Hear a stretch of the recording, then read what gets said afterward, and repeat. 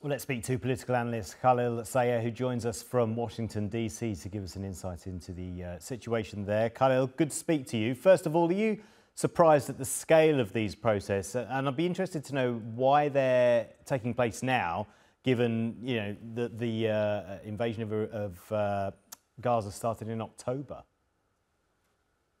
Thank you for having me. Obviously, I was not surprised by the size of the protest.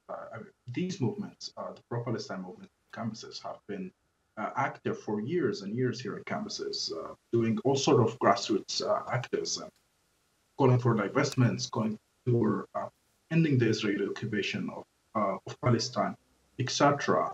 So it's not a surprise that this thing is happening.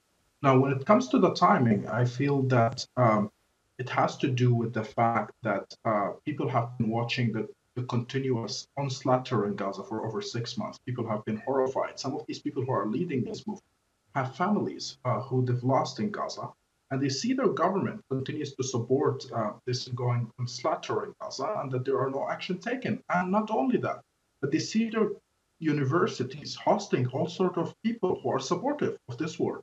And they're seeing certain bills and certain institutions that are trying to push more censorship on voices who are pro-Palestine on campuses. And this comes as a reaction to that. This comes as a reaction to the war, but this comes as a reaction to another thing that we are experiencing in campuses here in the US, which is the war over the war that's happening there, the war that the Zionists are waging to silence voices who are critical of the Israeli ongoing slaughtering. Yeah, well, you're saying that they're trying to silence them, but they are being allowed to protest. There's been some criticism of the way the universities have handled those protests, calling in the police, for example. I was wondering what you made of that. Obviously, this has been viewed by many groups as a violation of freedom of speech. There are all sort of legal complexity there on like what is the campus or what is the university's private university can do or not do in this regard. But the protest itself is freedom of speech itself. We are not, when I say that they're trying to silence them, I don't mean the university itself, but I mean different Zionist institutions and lobbying groups who are trying to push certain bills, whether on the federal level, national level, or even pushing the trustees of certain private schools or the presidents, trying to even sometimes blackmail them into trying to define that the idea of daring to criticize the ongoing slaughter in Gaza or daring to criticize the Israeli occupation is somehow considered quote-unquote anti-Semitic in order to define these actions as hate speech and thus banning these kind of protests or this kind of even expressing that the Israeli occupation is a bad thing and it's ought to end.